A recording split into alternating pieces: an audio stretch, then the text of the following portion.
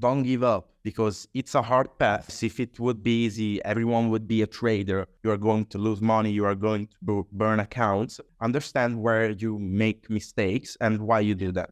This is probably the best advice I can give anyone.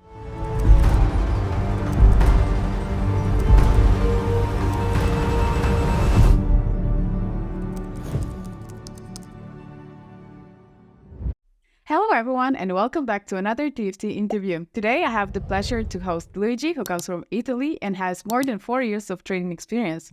Hello, Luigi. Hello, everyone. How's it going? It's going good. How's it going for you? I'm all good. All right. Great. Can you tell us a little bit about yourself and what got you into trading? I am Luigi. As you said, I am 19 years old and I've been trading for quite some time for my age. I started when I was really young.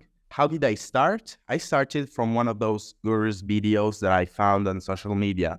There was this person who was like in a Lamborghini with all this money. I asked him, what do you do for a living? How can you have this money? And he told me, I've been trading for a month. I am a trader and I've been doing that for a month. So it's also easy money. And he tried to sell me this course, which I eventually bought and got scammed.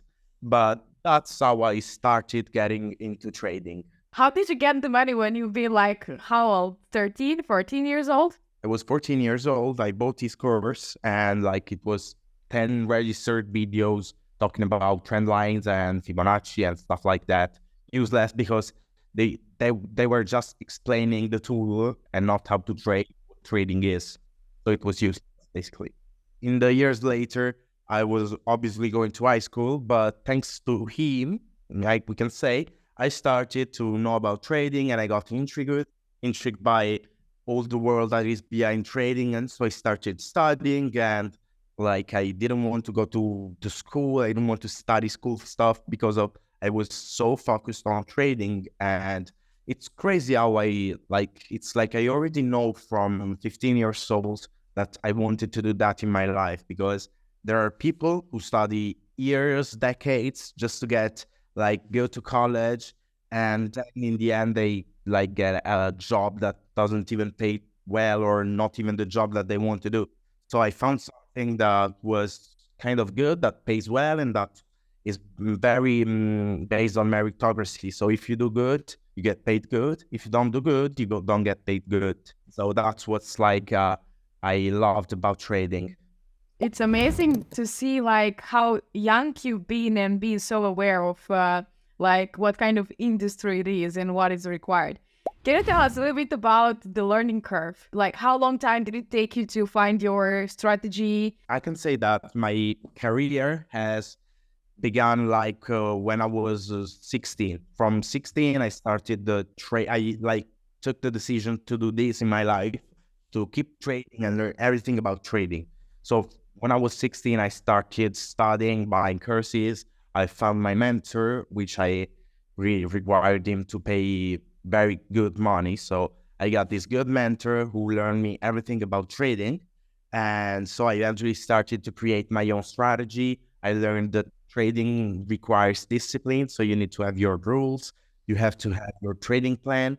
You need to know your checklist, when to get in, when to get out of the market, how to stay on TradingView, and how to analyze the chart that you are on. From when I was 16, I studied, we can say probably, until 18, I was 18 years old. I figured everything out. I had my strategy, had my checklist. And so I just needed the capital to begin. I found out about prop firms and the Funded Trader, which I absolutely love. And I think they are one of the greatest firms ever. And I'm not saying that because I'm on an interview with you. I basically think that I have been trading with them since 1 year. And I need to be honest, the first 7 months, I was just burning all of my accounts because I had that. I had my strategy, I had my checklist and everything else, but I was lacking emotions. So emotions got me into losing a lot of money, into burning a lot of accounts. And then from the beginning of the end of my 18 years old, I started as the challenges. I reached to phase 1 that I would burn it, phase two, burn it, live account, burn it, and then get another live account. And I started like saying, oh my God, I am finally a funded trader. I need to take this even more seriously. I need to get rid of my emotions, of the anxiety of before entering a trade, of all the emotions when the market is having a big move and I'm not in a trade. It has been a great journey because I started trading as a funded trader. I received my first payout with you. My world was going so good because I finally got paid out for the years of work I put into, of all the effort and I was writing every question that came to my mind, like, why do I want to trade? Why I want to trade over like studying or going to college? What is stopping me from becoming a better trade? So I would literally write all of those questions and I would try to answer them as better as I could. So going into detail, like there was this question like, why do you want to do trading? And I answer like, because it's all about meritocracy. I see people going to college and then not achieving a good job, a good paying job, and not being happy. Trading is the same exact other thing, because if you're good, you will be paid good. If you're not good, you will need to improve, and then you will get paid very good. So I started asking me all these questions. What is stopping you from like getting a funded account? My emotions. What are the emotions that you feel when you feel that? I wrote, I'm feeling anxious when the market is having a big move and moving big pips and I'm not in the market. All right, so I tried to answer and I found out every problem that I was having, every little thing, and I was trying to fix that by writing on this notebook. And it really helped me out. So you've been kind of like trying to find the triggers of your emotions, and you started working on them. I love trading even because it like helps you to know yourself deeply. Because when you trading, you get to know a lot about yourself. When I was 16 years old, I didn't know nothing about myself. Then I started trading. I started experiencing the fear of missing out, and everything. So I knew that I was a shy person. I came to know that like I couldn't stay out of the market for more than a day, because otherwise I would feel like I was doing nothing. Discovered a lot of things about myself, and thanks to trading. So that's also why I love it. Yeah, it's a profession that definitely helps us to work on our personal development. Absolutely. And it's really amazing. What are the things that you realized about yourself with the help of training? I realized that in my life, I didn't want to have like to be the normal person. I didn't want to be the normal type of person that used to wake up, be like sad that he was going to work, that return home at like 7 p.m., 6 p.m., and that spend is like his evening watching TV, eating, and just then going to sleep and repeating it over and over the years. I didn't want to do that. I wanted a job that made me happy, that I wanted to do, so that I cannot get like bored while working. The market is there, so it doesn't go anywhere. So you can the market whenever you want. You don't have to like set your alarm clock at 6 a.m. and start trading all the day. And another thing that I understood is that the less you do in trading, the better it is. Because if you're staying like too much time on the charts and opening bunch of operations, this won't be good for yourself, because it triggers your emotions and you are like speculating on the price, maybe to do movements that aren't part of your strategy. When I like was experiencing all of those emotions, the fear of entering the trade, or the anger when I had to take a stop loss, or like the good emotions of when you take profit, I learned that everyone, and me especially, I am a really emotional person. And when I like met all of those emotions one by one and started writing on my notebook, why do I have these emotions? What can I do to fix them? I started realizing a lot about me, I was figuring out my life. And I also like, thanks to these, I started interacted even better with the other people, because I loved myself. I started loving myself, especially I started to talk to people. Like if I knew that trading was like part of my life at this point of of my career. And so I knew everything about me because trading helped me with my emotions, helped to know me. I started like feeling great also in the community of my city. It's impressive to see how young you are and how many things you have already figured out. And people in their 30s, 40s, they don't know about themselves and who they are and what they want in life. What kind of trader are you? Are you a day trader, swing trader? I call it scalp to intraday because my operations can vary. I can open like operation at 10 a.m. and close it at 11 a.m. so it can last 1 hour. Or either I can open an operation at 9 a.m. and close it at 13 p.m. So it varies based on the market conditions during this day. I trade daily, so every day I stay on the charts, I analyze the market, and eventually then if I manage to open to open a trade, if the market is going from the beginning in my direction, like I enter sell, price starts dropping, it's very possible that I will close the operation even in 15 minutes. So I don't know what type of trader I am, but I know just that it can last. It works for you. Yeah, it worked for me and it can last 15 minutes or 2 hours. I don't really care. I'm just doing my job. I'm analyzing the chart, I'm entering, and then it's all up to the market. What instruments are you trading? I only trade Nasdaq. Okay. I trade only one pair, Nasdaq. And why did you decide to focus on Nasdaq?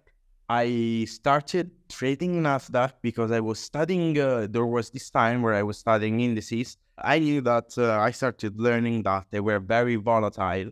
When I didn't know very much about trading, I heard that this word, indices are more volatile, are more risky, but they make you more money if they're moving in your direction. So I started trading Nasdaq because it was the first pair that I found on the indices.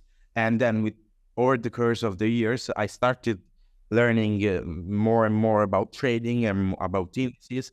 And also my mentor told me that the strategy I was using was really good for Nasdaq because, as we said, it's a very volatile instrument. And I discovered that it was really good trading on Nasdaq with my strategy. Would you like to share your screen and show us how you analyze the charts and maybe an example of a trade that you took? My strategy is really based a lot on market structure. I studied market structure a lot. I wanted to know why the market was having all of these movements, all of these ups, all of these retracements, downs. I wanted to know why the market was doing that. I then discovered like all the conditions of the market, the market structure and how does it work. And what I mean by market structure is basically that I want to know in the long run where the Nasdaq will go. And so I have the first bias that I need to understand, which is the more general one. So I have to see all of the trends and where the market is going and where it will want to go. In fact, I haven't been trading for a while. If you see, I didn't open any operation because I don't like this condition of the market. And that is also something that I love about trading. So if there is a particular month when you don't want to be trading because maybe you are tired or the market doesn't let you trade, it's not a problem. You can also not be trading for a month and it's not a problem. Once I understand the long-term bias, so let's say that we are bullish on Nasdaq. For example, we're in a long trend and right now price is retracing. What I do is I love the M5 time frame because I see everything I want to see on the chart. We can see, for example, that we have had this big retracement down after a big upper trend. So the price has eaten out all the movement that it did in the New York session. It has eaten it out during the evening. Then Asian, we can see that we had a consolidation, obviously, and then the price started during the night. It broke up this high, and it made an higher high.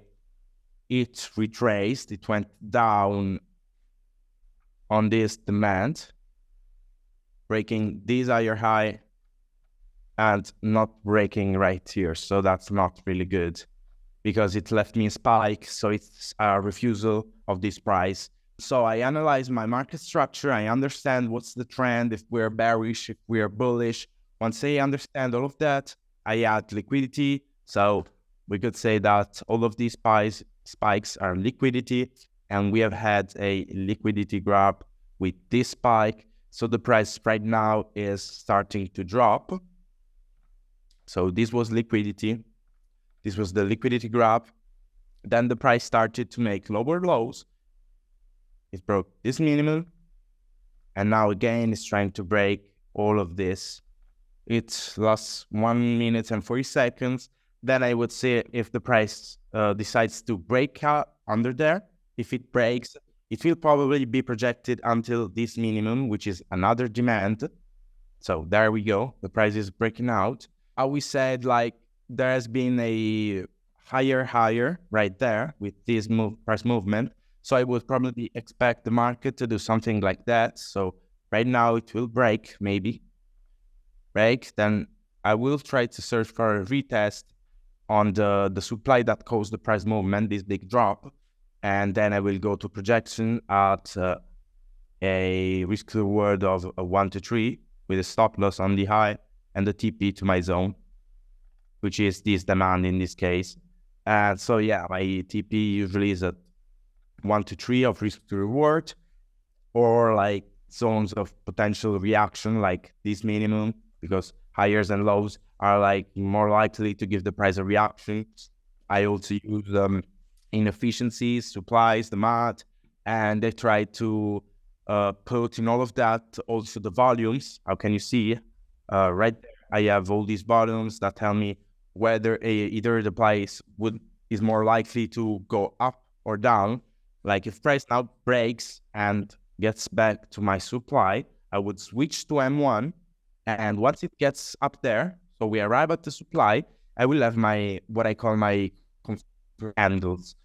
Once it does this big candle, I would wait for the volumes to break this MA, which I keep on 20. If the price, like it did right here, how can you see this short candle is breaking all the volumes? How can you see? So it means that the volumes are really high, the price is really pushing down, and it wants to go down. How can you see by this, the MA that got broke?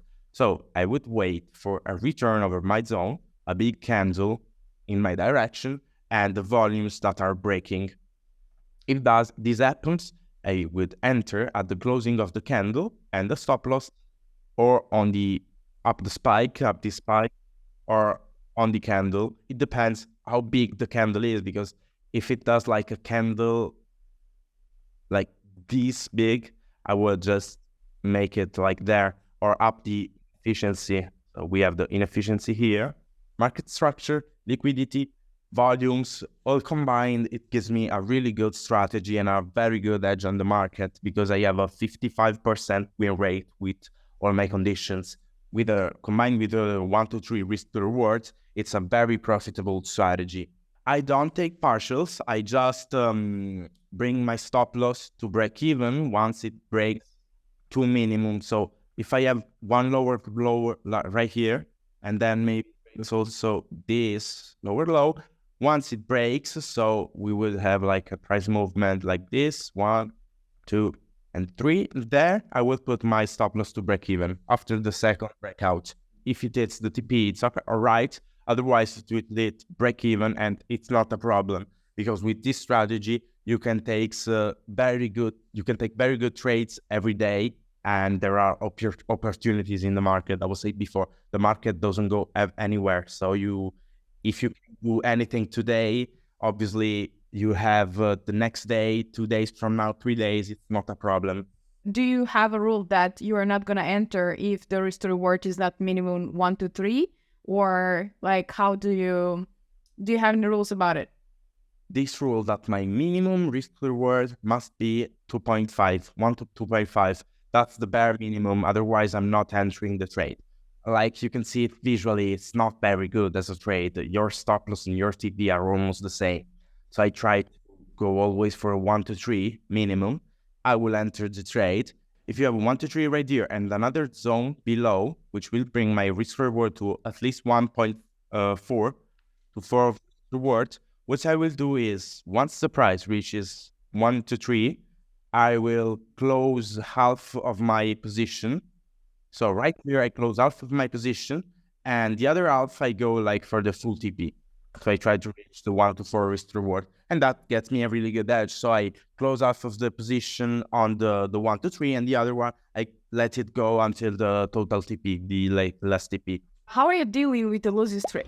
I would say I have a very good edge on the market. So I have a 55% of a win rate with a risk reward, which is of 1 to 3. This means that it's very unlikely for me to take a big losing streak. Like, for example, there has been times where I like took 4 stop losses in a row, 5 stop losses in a row. But everything that comes to my mind when these situations happen, so if I lose 5 trades in a row, do the math, it will come up with a number. I have a 1 to 3 risk reward. It means that if I take just 2 TPs, I will literally cover the 6 losses in a row that I did, because I have a 1 to 3. I do 6 losses in a row. I need 2 TPs to recover from the losses. And I would say my strategy gives me the opportunity to have a lot of operations during the day, because the market moves up, moves down. So it creates new zones, new supplies, new demands, inefficiency. And so I can combine all of that.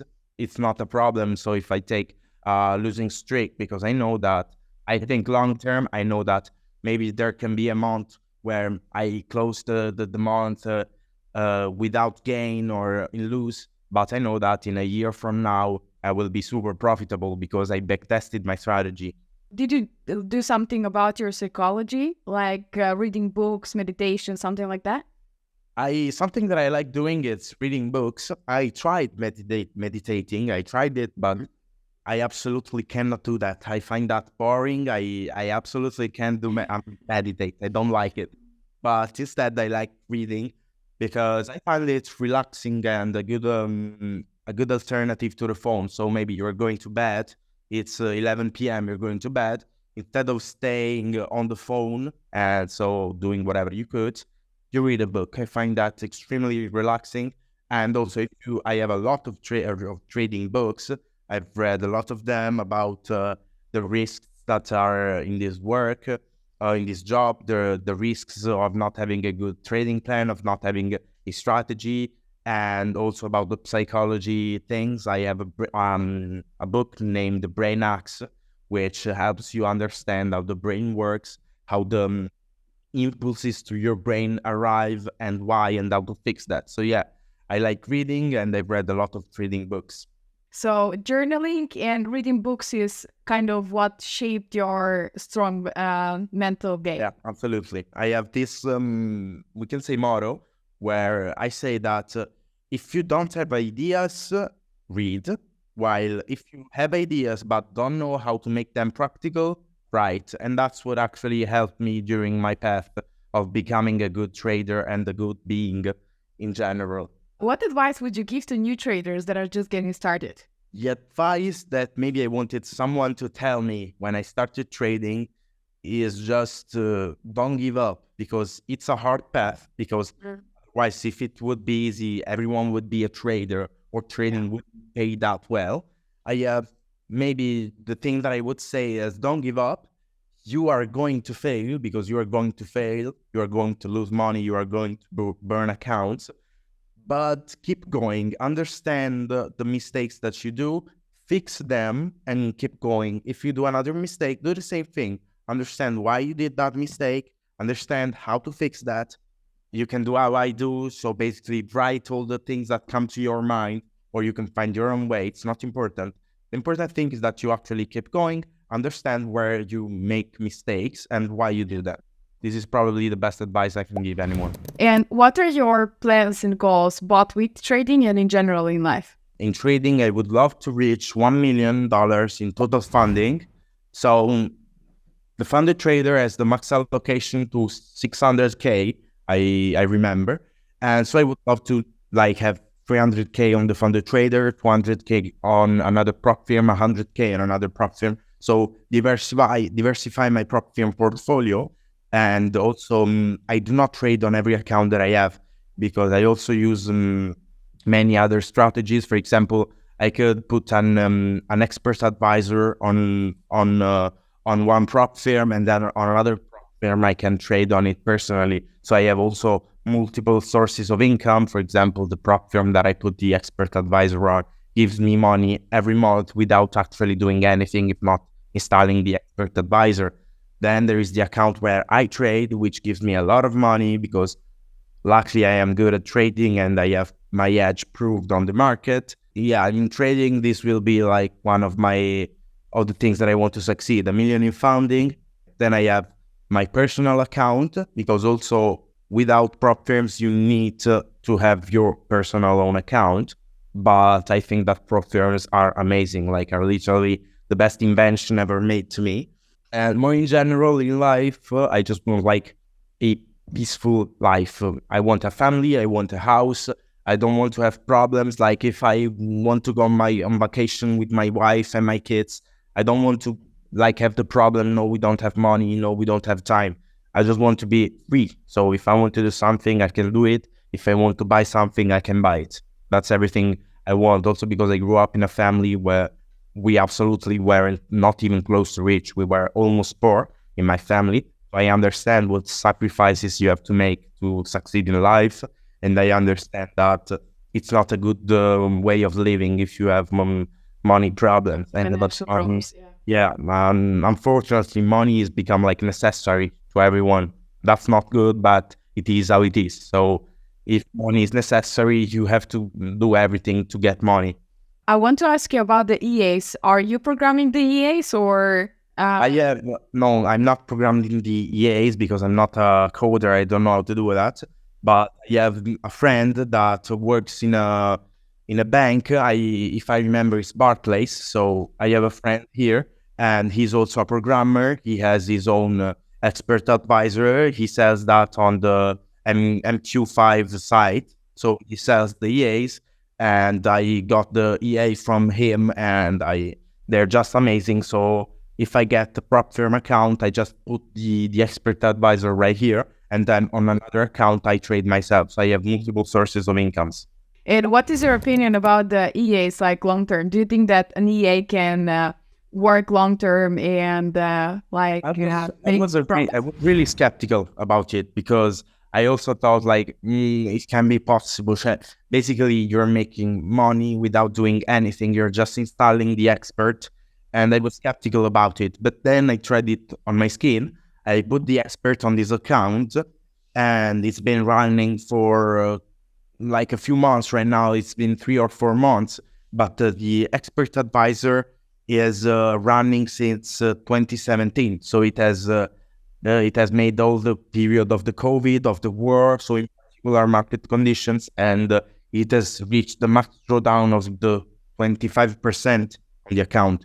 And in war periods, COVID periods, we all know that the market has been like crazy, moving crazy. And an expert advisor surviving that, it's really impressive. So yeah, I think that in the long run, expert advisor, if monitored and if the creator keeps working on it, they can absolutely live and help you out. And do you do like adjustments when it comes to risk on them, or all the settings are just set and you let it run? I just understand with the market conditions in a particular month. Like there is the month where every Friday there are the non-firm payrolls. Well, the expert has these options that you can enable or disable to like or risk less than half percentage a trade, not to trade on during news. So if there is a news on for like 2 p.m., it won't open any new trade, and it will close any trade already open before the news, so that it doesn't expose me to some risks I do not want to take. Yeah. So yeah, it's pretty easy to figure that out. Navigate. Only when I don't want to. Any last words that you would like to share with us?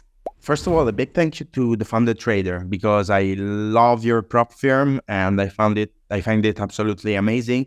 It has helped me out a lot because in some periods there were some prop firms that were like failing, that were scamming, weren't paying out people, and you are like my last hope.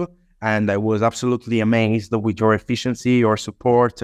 You like had your own word and you keep that. You pay your traders on time, and you don't make like any stupid things, because you know this is a business and you are doing it great. So I wanted to thank you, and then to every new trader that would like to keep this, to start this trading journey, I always said before, keep going, never stop. If you would like to do trading, do it.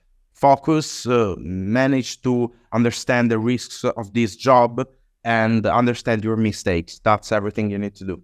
Thank you so much for all the nice words, and I'm really happy to hear that you have a great experience. Absolutely. And I wish you best of luck with all your future goals and plans. Yeah, keep crashing. I'm really amazed to see such a young person that is so mature and has come so far in life.